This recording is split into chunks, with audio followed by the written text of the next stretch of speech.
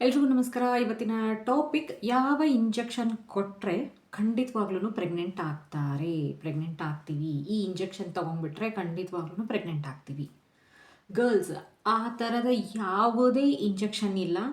ಈ ಇಂಜೆಕ್ಷನ್ ತೊಗೊಂಡ್ರೆ ನಾವು ಪ್ರೆಗ್ನೆಂಟ್ ಆಗೇ ಆಗ್ತೀವಿ ಅನ್ನೋ ಕನ್ಫರ್ಮೇಷನ್ ಕೊಡುವಂತಹ ಯಾವುದೇ ಇಂಜೆಕ್ಷನ್ ಇಲ್ಲ. ಓಕೆ, ಅಕ್ಕ ನಾನು ಈ ಇಂಜೆಕ್ಷನ್ ತೊಗೊಂಡಿದ್ದೀನಿ ಆದರೂ ಈ ಸೈಕಲ್ ಒಳಗೆ ನಾನು ಪ್ರೆಗ್ನೆಂಟ್ ಆಗಿಲ್ಲ, ಆ ಇಂಜೆಕ್ಷನ್ ತೊಗೊಂಡಿದ್ದೀನಿ ಈ 3-4 ಸೈಕಲ್ ಆಯಿತು, ಇಂಜೆಕ್ಷನ್ಸ್ ತೊಗೊತಾ ಇದ್ದೀನಿ, ಆ ಇಂಜೆಕ್ಷನ್ ತೊಗೊತಾ ಇದ್ದೀನಿ, ಈ ಇಂಜೆಕ್ಷನ್ ತೊಗೊತಾ ಇದ್ದೀನಿ, ಆದರೆ ಪ್ರೆಗ್ನೆಂಟ್ ಆಗ್ತಾ ಇಲ್ಲ, ಯಾಕೆ ಅಂತಂತ ಹೇಳಿ ಕೇಳ್ತಾರೆ. ಒಂದನ್ನ ನೀವು ತಲೆನಲ್ಲಿ ಇಟ್ಕೊಳ್ಳಿ, ಆ ಥರ ಯಾವುದೇ ಸ್ಪೆಸಿಫಿಕ್ ಇಂಜೆಕ್ಷನ್ ಇಲ್ಲ. ಒಂದು ಇಂಜೆಕ್ಷನ್ ತೊಗೊಂಡ ತಕ್ಷಣ ನೀವು ಕನ್ಸೀವ್ ಆಗೇ ಆಗ್ತೀರಾ, 100% ಆಗ್ತೀರಾ ಅನ್ನೋ ಅಂಥ ಯಾವುದೇ ಇಂಜೆಕ್ಷನ್ ಇಲ್ಲ. ಓಕೆ, ನಿಮ್ಮ ದೇಹದಲ್ಲಿ ನಾರ್ಮಲ್ಲಾಗಿ ಆಗಬೇಕಾಗಿರೋ ಅಂತಹ ಪ್ರಾಸೆಸ್ಗಳು ಯಾವಾಗ ಆಗೋದಿಲ್ಲ, ನಾರ್ಮಲ್ಲಾಗಿ ಆಗೋದಿಲ್ಲ, ಆ ನಾರ್ಮಲ್ಲಾಗಿ ಆಗದೇ ಇರುವಂತಹ ಪ್ರಾಸೆಸ್ಗಳನ್ನ ನಿಮ್ಮ ದೇಹದಲ್ಲಿ ಆಗೋ ಹಾಗೆ ಮಾಡೋದಕ್ಕೆ ಕೆಲವೊಂದಿಷ್ಟು ಇಂಜೆಕ್ಷನ್ಗಳನ್ನ ಕೊಡ್ತಾರೆ ಡಾಕ್ಟರ್ಸ್. ಓಕೆ, ಆ ಇಂಜೆಕ್ಷನ್ಸ್ಗಳು ನಿಮಗೆ ಹೆಲ್ಪ್ ಮಾಡ್ತವೆ ಹೊರತು ನಿಮಗೆ ಯಾವುದೇ ಇಂಜೆಕ್ಷನ್ ಜೊತೆಗೆ ಕನ್ಫರ್ಮೇಷನ್ ಬರೋದಿಲ್ಲ ದಟ್ ನೀವು ಕನ್ಸೀವ್ ಆಗಿ ಆಗ್ತೀರಾ ಈ ಇಂಜೆಕ್ಷನ್ ತಗೊಂಡ್ಮೇಲೆ ಅಂತ. ಓಕೆ, ಸೊ ಮೇಜರ್ ಇಂಜೆಕ್ಷನ್ ಏನು ಕೊಡ್ತಾರೆ, ಫಸ್ಟು ಏನಾಗಬೇಕು, ನಮ್ಮ ದೇಹದಲ್ಲಿ ಏನಾಗಬೇಕು, ನ್ಯಾಚುರಲ್ ಆಗಿ ಓವಲ್ಯೂಷನ್ ಆಗಬೇಕು, ಎಗ್ಸ್ ಎಲ್ಲ ತುಂಬ ಚೆನ್ನಾಗಿ ಬರಬೇಕು, ಮೇಜರ್ ಆಗಿರಬೇಕು, ತುಂಬ ಚೆನ್ನಾಗಿ ಅಂದರೆ ಒಳ್ಳೆ ಸೈಜ್ ಇರೋ ಎಗ್ ಇರಬೇಕು, ಹೆಲ್ದಿ ಆಗಿರೋ ಎಗ್ಸ್ ಬರಬೇಕು. ಆ್ಯಂಡ್ ನೆಕ್ಸ್ಟ್ ಏನಾಗಬೇಕು, ಓವಲ್ಯೂಷನ್ ಆಗಬೇಕು. ಓವಲ್ಯೂಷನ್ ಆದಮೇಲೆ ಏನಾಗಬೇಕು, ಸ್ಪರ್ಮ್ ಜೊತೆ ಮೀಟ್ ಆಗಬೇಕು, ಬಂದು ಇಂಪ್ಲಾಂಟ್ ಆಗಬೇಕು. ಓಕೆ, ಇಂಪ್ಲಾಂಟ್ ಆದಮೇಲೆ ಮಗು ಗ್ರೋ ಆಗಬೇಕು. ಇದು ನ್ಯಾಚುರಲ್ ಆಗಿ ಆಗುವಂಥ process. So very first stage interruption ಎಲ್ಲಿ ಬರುತ್ತೆ, ನಿಮ್ಮ ಎಗ್ಸ್ ಗ್ರೋ ಆಗ್ತಾ ಇರೋದಿಲ್ಲ ಅಥವಾ ಗ್ರೋ ಆಗಿ ಒಂದು ಸರ್ಟನ್ ಸ್ಟೇಜ್ ಆದಮೇಲೆ ನಿಂತ್ಕೊಂಡ್ಬಿಡುತ್ತೆ, ಅದರಿಂದ ಮೇಲಕ್ಕೆ ಜಾಸ್ತಿ ಬೆಳೆಯೋದೇ ಇಲ್ಲ, ಗುಡ್ ಸೈಜನ್ನು ರೀಚ್ ಆಗೋದೇ ಇಲ್ಲ, ಒಂದು ಮಿಡಲ್ ಸೈಜಲ್ಲಿ ನಿಂತ್ಕೊಂಡ್ಬಿಡುತ್ತೆ, ಸ್ಟಕ್ ಆಗಿಬಿಡುತ್ತೆ. ಅದು ಒಂದು. ಅಥವಾ ಮೇಜರ್ ಆಗದೇ ಇರೋದು, ಅಥವಾ ಚೆನ್ನಾಗಿ ಸೈಜ್ ಬಂದ್ರೂ ಕೂಡ ಓವಲೇಷನ್ ಆಗದೇ ಇರೋದು, ಅಂದರೆ ಫಾಲಿಕಲ್ಸ್ ಚೆಂದ ಬೆಳ್ಕೊತಾ ಇರುತ್ತೆ, ಆದರೆ ಹೀಗೆ ಓಪನ್ ಆಗಿ ಒಳಗಡೆ ಇರೋ ಫಾಲಿಕಲ್ ಒಳಗಡೆ ಇರುವಂತಹ ಎಗ್ ಆಚೆ ಬರುವಂಥದ್ದು, ಅದು ಆಗ್ತಾ ಇಲ್ಲ ಅಂತಂದವಾಗ. ಓಕೆ, ಸೊ ಫಸ್ಟ್ ಸ್ಟೆಪ್ ಏನು, ಎಗ್ಸ್ ತುಂಬ ಚೆನ್ನಾಗಿ ಬೆಳಿಬೇಕು, ಮೇಚರ್ ಆಗಬೇಕು. ಈ ಪ್ರಾಸೆಸ್ ನ್ಯಾಚುರಲ್ ಆಗಿ ಆಗ್ತಾ ಇಲ್ಲ ಅನ್ನೋದು ಯಾವಾಗ ಗೊತ್ತಾಗುತ್ತೆ, ಸ್ಕ್ಯಾನಿಂಗಲ್ಲಿ ಗೊತ್ತಾಗುತ್ತೆ. ಡಾಕ್ಟರ್ಸು ಫಾಲಿಕ್ಯುಲರ್ ಸ್ಟಡಿ ಅಥವಾ ಓವಲ್ಯೂಷನ್ ಇಂಡಕ್ಷನ್ ಏನು ಮಾಡ್ತಾರಲ್ಲ, ಆ ಫಾಲಿಕ್ಯುಲರ್ ಸ್ಟಡಿ ಮಾಡಿದವಾಗ ಡಾಕ್ಟರ್ಸ್ಗೆ ಗೊತ್ತಾಗುತ್ತೆ ನಿಮ್ಮ ಓವರಿನಲ್ಲಿ ಎಗ್ಸು ತುಂಬ ಫಾಲಿಕಲ್ಸು ಬೆಳೀತಾ ಇಲ್ಲ ಅಂತಂತ ಹೇಳಿ. ಸೊ ಏನು ಮಾಡ್ತಾರೆ ಡಾಕ್ಟರು, HMG ಇಂಜೆಕ್ಷನ್ ಅಥವಾ FSH ಇಂಜೆಕ್ಷನ್ಸ್ನ ಕೊಡ್ತಾರೆ. ಸೊ ಈ ಎರಡು ಇಂಜೆಕ್ಷನ್ ಏನು ಮಾಡುತ್ತೆ ಅಂತಂತಂದರೆ ಓವರಿನಲ್ಲಿ ಜಾಸ್ತಿ ಎಗ್ಸ್ ಪ್ರೊಡ್ಯೂಸ್ ಆಗೋ ಹಾಗೆ ಸ್ಟಿಮ್ಯುಲೇಟ್ ಮಾಡುತ್ತೆ ಓವರಿನ, ಆ್ಯಂಡ್ ಎಲ್ಲ ಎಗ್ಸೂ ತುಂಬ ಚೆನ್ನಾಗಿ ಬೆಳೆದು ಮೇಚರ್ ಆಗುವಂತಹ ಸ್ಟೇಜಿಗೆ ತೊಗೊಂಡು ಬರುತ್ತೆ ಈ ಇಂಜೆಕ್ಷನ್ಸ್. ಓಕೆ, ಇದು first level of injections. And next level ಏನು, ಆ ಫಾಲಿಕಲ್ಸ್ ಹಿಂಗೆ ಓಪನ್ ಆಗಿ ಒಳಗಡೆ ಎಗ್ ಹೊರಗಡೆ ಬರಬೇಕಲ್ಲ, ಓವಲೇಷನ್.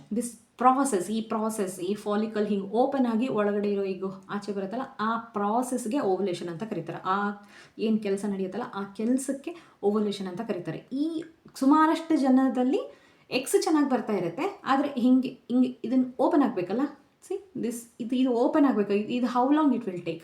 ಇದು ಆಗದೇ ಇತ್ತು ಅಂತಂದರೆ ನೀವು ಪ್ರೆಗ್ನೆಂಟ್ ಆಗಲ್ಲ. ಸೊ ಅದಕ್ಕೇ ಹೇಳೋದು, ನೀವು ಎಷ್ಟು ಡೀಪಾಗಿ ಬಯಾಲಜಿನ ಸ್ಟಡಿ ಮಾಡ್ತೀರಾ ಅಷ್ಟು ಜಾಸ್ತಿ ನೀವು ದೇವರನ್ನ ನಂಬ್ತೀರಾ ಅನ್ನೋದು. ಇದು ಹಿಂಗೆ ಓಪನ್ ಆಗೋದು ಯಾರ ಕೈಯಲ್ಲೂ ಇಲ್ಲ.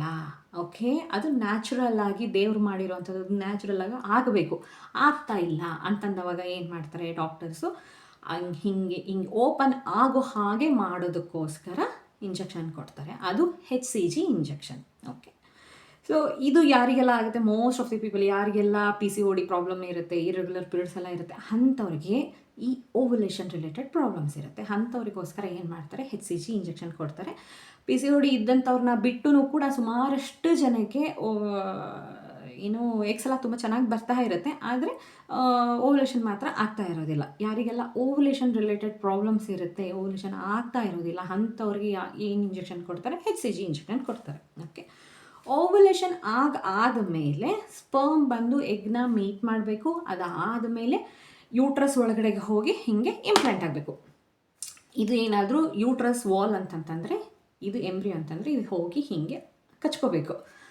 ಇದು ಕೂಡ ಹೇಗೆ, ಇದನ್ನು ಎಲ್ಲ ಹಾರ್ಮೋನ್ಸಿಂದನೇ ಆಗೋವಂಥದ್ದು. ಸೊ ಯಾರ ದೇಹದಲ್ಲಿ ಪ್ರೊಜೆಸ್ಟ್ರಾನ್ ಹಾರ್ಮೋನ್ದು ಡೆಫಿಷಿಯನ್ಸಿ ಇರುತ್ತೆ ಅಂಥವ್ರಿಗೆ ಇದು ಯೂಟ್ರಸ್ನ ಒಳಪದರ ಎಂಡೋಮೆಟ್ರಿಯಮ್ ಅಂತ ಏನು ಕರೀತಾರೆ, ಇದು ಚೆನ್ನಾಗಿ ಬೆಳೆದಿರೋದಿಲ್ಲ. ಥಿಕ್ನೆಸ್ ಅಂತಂತಂದರೆ ದಪ್ಪ ಕಮ್ಮಿ ಇರುತ್ತೆ, ಅನ್ಹೆಲ್ದಿ ಇರುತ್ತೆ. ಸೊ ಈ ಥರ ಏನಾದರೂ ಎಂಡೋಮೆಟ್ರಿಯಮ್ ರಿಲೇಟೆಡ್ ಪ್ರಾಬ್ಲಮ್ ಇದ್ದು, like basically progesterone related problems ಏನಾದರೂ ಇತ್ತು ಅಂತಂತಂದರೆ ಇಂಪ್ಲಾಂಟೇಷನ್ ಆಗ್ತಾ ಇರೋದಿಲ್ಲ.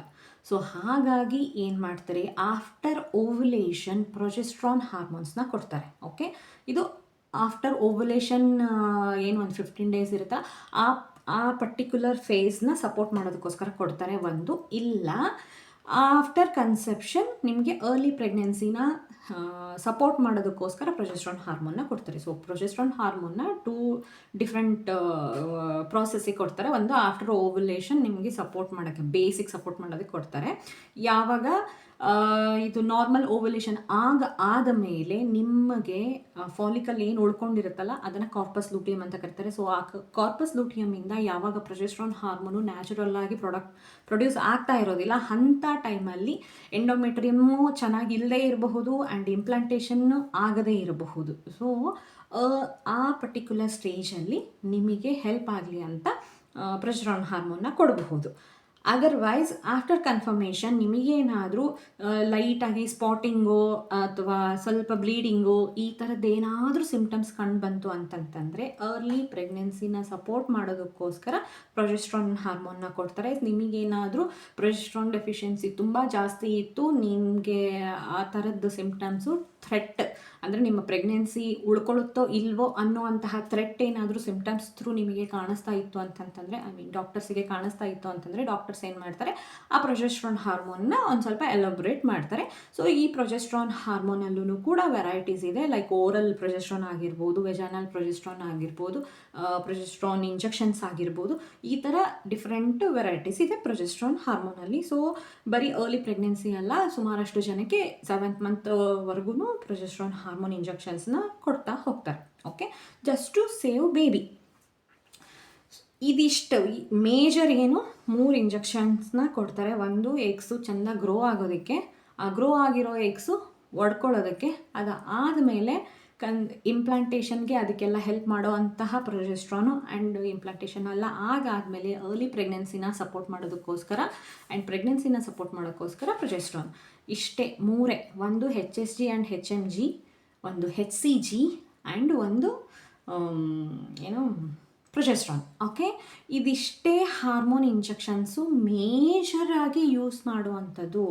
ಸೊ ಈ ಎಲ್ಲ ಇಂಜೆಕ್ಷನ್ಸು ನಿಮ್ಮ ದೇಹದಲ್ಲಿ ನ್ಯಾಚುರಲ್ ಆಗಿ ಆಗಬೇಕಾಗಿರೋಂಥ ಪ್ರಾಸೆಸ್ಸು ಯಾವಾಗ ಆಗ್ತಾ ಇಲ್ಲ ಅನ್ನೋದು ಡಾಕ್ಟರ್ ಗಮನಕ್ಕೆ ಬರುತ್ತೆ, ಆವಾಗ ಈ ಇಂಜೆಕ್ಷನ್ಸ್ನ ಕೊಡ್ತಾರೆ ಟು ಸಪೋರ್ಟ್.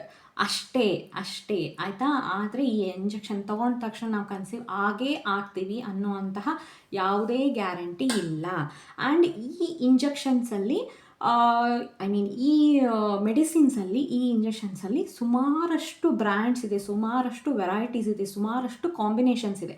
ಸೊ ಪ್ರತಿಯೊಬ್ಬ ಡಾಕ್ಟರ್ದು ಕಾಂಬಿನೇಷನ್ ಆಯಿತು, ಟ್ರೀಟ್ಮೆಂಟ್ ಸ್ಟೈಲ್ ಆಯಿತು, ಡಿಫ್ರೆಂಟ್ ಆಗಿರುತ್ತೆ.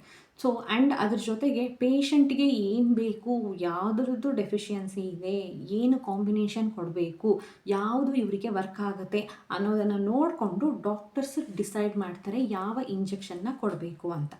ಓಕೆ, ಸೊ ಈಗ ಜಸ್ಟ್ ಒಂದು ಸಿಂಪಲ್ ಎಕ್ಸಾಂಪಲ್, ನಿಮಗೇನೋ ಕೋಲ್ಡು ಕಾಫು ಆಯಿತು ಅಂತಂತಂದರೆ ನೀವೇನು ತೊಗೊತೀರಾ, ನಾರ್ಮಲಾಗಿ ಯಾವುದೋ ಒಂದು ಕೋಲ್ಡ್ದು ಟ್ಯಾಬ್ಲೆಟನ್ನು ತೊಗೊತೀರಾ. ಇನ್ನು ಕೆಲವೊಂದಿಷ್ಟು ಜನಕ್ಕೆ ಅದರಲ್ಲೇ ಸಿವಿಯರಿಟಿ ಇರುತ್ತೆ, ಏನು ಅಂತಂತಂದರೆ ಅಲರ್ಜಿ ಥರ ಇರುತ್ತೆ, ಅಂಥವ್ರಿಗೆಲ್ಲ ಸಿಟ್ರಿಜಿನೇ ತೊಗೋಬೇಕು ಅನ್ನೋದಿರುತ್ತೆ. ಸಿಟ್ರಿಜಿನ್ ತೊಗೊಂಡ್ರೆ ತುಂಬ ನಿದ್ದೆ ಬರುತ್ತೆ, ಸೊ ರಾತ್ರಿನೇ ತೊಗೋಬೇಕು ಅನ್ನೋ ಕಂಪಲ್ಷನ್ ಇರುತ್ತೆ. ಸೊ ಯಾರೆಲ್ಲ ರಾತ್ರಿ ತೊಗೊಳಕ್ಕಾಗ್ತಾ ಇರೋದಿಲ್ಲ ಅಂಥವ್ರು ಏನು ಮಾಡ್ತಾರೆ, ಬೆಳಗ್ಗೆ ತೊಗೋತಾರೆ. ಇಲ್ಲ ನನಗೆ ಸಿಟ್ರಿಜಿನ್ ತೊಗೊಂಡ್ರೆ ತುಂಬ ನಿದ್ದೆ ಬರುತ್ತೆ, ನನಗೆ ಬೇಡಪ್ಪ ಅದು ಅಂತಂತ ಹೇಳಿ ಬೇರೆ ಮೆಡಿಸಿನ್ ತೊಗೊತಾರೆ ಕೋಲ್ಡ್ ಕಾಫಿಗೆ. ಓಕೆ, ಆ್ಯಂಡ್ ಸುಮಾರು ಜನ ಏನು ಮಾಡ್ತಾರೆ, ಮೆಡಿಸಿನ್ ಅಂದರೆ ಸಿರಪ್ ತೊಗೊತಾರೆ ಕಾಫ್ಗೆ. ಸುಮಾರು ಜನ ಏನು ಮಾಡ್ತಾರೆ, ಹೋಮ್ ರೆಮಿಡೀಸ್ ಟ್ರೈ ಮಾಡ್ತಾರೆ. This is what it is. ನಿಮಗೆ ಹೆಲ್ಪ್ ಆಗೋದಕ್ಕೋಸ್ಕರ ನಿಮ್ಮ ಅನುಕೂಲಕ್ಕೆ ತಕ್ಕಂತೆ ನಿಮ್ಮ ದೇಹದ, ನಿಮ್ಮ ಪ್ರಕೃತಿಯ ಆಧಾರದ ಮೇಲೆ ನೀವು ಹೇಗೆ ಚೂಸ್ ಮಾಡ್ತೀರಲ್ಲ ಅದೇ ಥರ ಈ ಇಂಜೆಕ್ಷನ್ಸ್ ಕೂಡ ಅಷ್ಟೇ. ಓಕೆ, ಯಾವುದೇ ಥರದಾದಂತಹ ಪರ್ಟಿಕ್ಯುಲರ್ ಇಂಜೆಕ್ಷನ್ ಇಲ್ಲ. ಈ ಇಂಜೆಕ್ಷನ್ ತೊಗೊಂಡ ತಕ್ಷಣ ನೀವು ಕನ್ಸೀವ್ ಆಗೇ ಬಿಡ್ತೀರಾ ಅಂತ. Even in IVF process also ನಿಮಗೆ IVF ಇಂಜೆಕ್ಷನ್ ಅಂತ ಕೇಳಿಸ್ಕೊತಾ ಇರ್ತೀರಾ. ಕಾಸ್ಟ್ಲಿ ಇರುತ್ತೆ, ರೆಗ್ಯುಲರ್ ಬೇಸಿಸ್ ಮೇಲೆ IVF ಇಂಜೆಕ್ಷನ್ಸ್ನ ತೊಗೋಬೇಕು ಅನ್ನೋದು ಕೇಳಿರ್ತೀರ. ಸೊ ಆ ಎಲ್ಲ ಇಂಜೆಕ್ಷನ್ಸೂ ಕೂಡ ಬರೀ ಹಾರ್ಮೋನ್ ಇಂಜೆಕ್ಷನ್ಸೇ. ಓಕೆ, ಯಾವುದೇ ಅಲ್ಲಿ ಏನೋ ಸ್ಪೆಷಲ್ ಇಂಜೆಕ್ಷನ್ ಅಂತ ಏನಿರೋದಿಲ್ಲ. ಅಲ್ಲೂ ಕೂಡ ಇದೇ ಹಾರ್ಮೋನ್ ಇಂಜೆಕ್ಷನ್ಸ್ನೇ ಕೊಡ್ತಾರೆ. ಓಕೆ, ಡೋಸೇಜ್ ಜಾಸ್ತಿ ಇರ್ಬೋದು, ಕಾಂಬಿನೇಷನ್ ಜಾಸ್ತಿ ಬೇರೆ ಇರ್ಬೋದು. ಓಕೆ, ಅಷ್ಟೇ. ಅದನ್ನು ಬಿಟ್ಟರೆ ಈ ಯಾವುದೋ ಒಂದು ಫಾಲಿಕ್ಯುಲರ್ ಸ್ಟಡಿ ಮಾಡಿಸ್ಕೊತಿರ್ತೀರಾ, ಓವ್ಯುಲೇಷನ್ ಇಂಡಕ್ಷನ್ ಮಾಡಿಸ್ಕೊತಿರ್ತೀರಾ, ಒಂದು ಇಂಜೆಕ್ಷನ್ ತೊಗೊಂಡಿದ್ದೀನಿ ಅಂತಂತ ಹೇಳ್ತಾರೆ. ಸೊ ಆ ಇಂಜೆಕ್ಷನ್ನು ಓವ್ಯುಲೇಷನ್ಗೆ ಕೊಟ್ಟಿರಬಹುದು, ಓವ್ಯುಲೇಷನ್ ಆಗೋದಕ್ಕೆ ಕೊಟ್ಟಿರ್ಬೋದು, HCG ಇಂಜೆಕ್ಷನ್ನೇ ಆಗಿರ್ಬೋದು. ಸೊ ಅಷ್ಟು ಇಂಜೆಕ್ಷನ್ ತೊಗೊಂಡಿದ್ದು ಮಾತ್ರಕ್ಕೆ ಕನ್ಸೀವ್ ಆಗೇ ಬಿಡ್ತೀರಾ? ಹೋಪ್ ಇಟ್ಕೊಳ್ಳೋದು ತಪ್ಪಲ್ಲ, ಹೋಪ್ ಇಟ್ಕೋಬೇಕು. ಪ್ರತಿ ಸೈಕಲ್ ನಮಗೆ ಹೋಪ್ಸ್ ಅದು. ಓಕೆ, ಹೋಪ್ ಇಟ್ಕೊಳ್ಳೋದು ತಪ್ಪಲ್ಲ. ಹಾಗಂತ ಬೇಜಾರು ಮಾಡ್ಕೊಳ್ಬೇಡಿ. ನಾನು ಇಂಜೆಕ್ಷನ್ ತೊಗೊಂಡಿದ್ದೀನಿ ಆದ್ರೂ ನಾನು ಕನ್ಸೀವ್ ಆಗಿಲ್ಲ ಯಾಕೆ ಅಂತಂತ ಕೇಳಿದರೆ, ಕನ್ಸೀವ್ ಆಗೋದಕ್ಕೆ ಆಗದೇ ಇರೋದಕ್ಕೆ ಸುಮಾರಷ್ಟು ರೀಸನ್ಸ್ ಇರುತ್ತೆ. ಓಕೆ, ಬರೀ ನೀವು ಓವ್ಯುಲೇಷನ್ನಿಗೆ ಮಾತ್ರ ಮೆಡಿಸಿನ್ ತೊಗೊಂಡಿದ್ದೀರಾ ಅಂದರೆ HCG ಇಂಜೆಕ್ಷನ್ ತೊಗೊಂಡಿದ್ರೆ ಓವ್ಯುಲೇಷನ್ ಆಗ್ತಾ ಇದೆ. ಆದರೆ ಎಂಡೋಮೆಟ್ರಿಯಮ್ ಚೆನ್ನಾಗಿಲ್ಲದೆ ಇರಬಹುದು, ನಿಮ್ಮ ಟ್ಯೂಬ್ಸ್ ಬ್ಲಾಕ್ ಇರಬಹುದು, ಅಥವಾ ಸ್ಪರ್ಮ್ ಕ್ವಾಲಿಟಿ ಚೆನ್ನಾಗಿಲ್ಲದೆ ಇರಬಹುದು, ಎಗ್ ಕ್ವಾಲಿಟಿ ಚೆನ್ನಾಗಿಲ್ಲದೆ ಇರಬಹುದು, ಇಂಪ್ಲಾಂಟ್ ಆಗಿ ಅದಾದಮೇಲೆ ಡಿಟ್ಯಾಚ್ ಆಗಿರಬಹುದು. ಹೂ ನೋಸ್, ನೆವರ್ ನೋ ನಿಮಗೆ ಒಳಗಡೆ ಏನಾಗುತ್ತೆ ಅನ್ನೋದು ಸತ್ಯವಾಗ್ಲೂ ಅಷ್ಟು ಕ್ಲಿಯರ್ ಕಟ್ಟಾಗಿ ಇದು ಹೀಗೆ ಆಗುತ್ತೆ ಅನ್ನೋದನ್ನು ಹೇಳೋದಕ್ಕಾಗಲ್ಲ. ಹಾಗೇನಾದರೂ ಹೇಳೋಕ್ಕಾಗಿತ್ತು ಅಂತಂದರೆ ಪ್ರತಿ IVF ಸೈಕಲ್ಲು ಅಷ್ಟು ಪ್ಲ್ಯಾಂಡಾಗಿ ಎಲಾಬ್ರೇಟಾಗಿ ಮಾಡುವಂತಹ IVF ಸೈಕಲ್ಲು ಪ್ರತಿ ಸೈಕಲ್ ಸಕ್ಸಸ್ ಆಗಬೇಕಿತ್ತು. IVF ಫೇಲ್ಯೂರ್ ಯಾಕಾಗುತ್ತೆ? ಮತ್ತು ಎಷ್ಟು ದುಡ್ಡು ಸುರಿದು, ಎಷ್ಟು ಮಾನಿಟರ್ ಮಾಡಿ, ಎಷ್ಟು ಕೇರಿಂದ ನೋಡ್ಕೊತಾರೆ ಪೇಷಂಟ್ಸ್ನ. ಮತ್ತು ಯಾಕೆ IVF ಸೈಕಲ್ಸ್ ಫೇಲ್ ಆಗುತ್ತೆ? ಯಾಕೆ ಅಂತಂತಂದರೆ ನೀವೇನೇ ಕ್ಯಾಲ್ಕುಲೇಷನ್ ಮಾಡಿದ್ರೂ on top of it something will be there, ಯಾವುದರಿಂದ ನಿಮ್ಮ ಸೈಕಲ್ಲು ಸಕ್ಸಸ್ ಆಗಿರೋದಿಲ್ಲ. ಓಕೆ, ಸೊ ಮತ್ತೇನಾದರೂ ಡೌಟ್ ಇತ್ತು ಅಂತಂತಂದರೆ ಕಾಮೆಂಟ್ ಬಾಕ್ಸಲ್ಲಿ ತಿಳಿಸಿ, ಖಂಡಿತವಾಗ್ಲೂ ಉತ್ತರ ಕೊಡೋದಕ್ಕೆ ಟ್ರೈ ಮಾಡ್ತೀನಿ. ಆ್ಯಂಡ್ ಈ ವಿಡಿಯೋ ನಿಮಗೆ ಇನ್ಫಾರ್ಮೇಟಿವ್ ಅಂತ ಅನ್ನಿಸ್ತು ಅಂದರೆ ಲೈಕ್ ಮಾಡಿ, ಕಮೆಂಟ್ ಮಾಡಿ ಆ್ಯಂಡ್ ಶೇರ್ ಮಾಡಿ, ಆ್ಯಂಡ್ ನನ್ನ ಚಾನಲ್ನ ಸಬ್ಸ್ಕ್ರೈಬ್ ಕೂಡ ಮಾಡಿ. ಧನ್ಯವಾದ.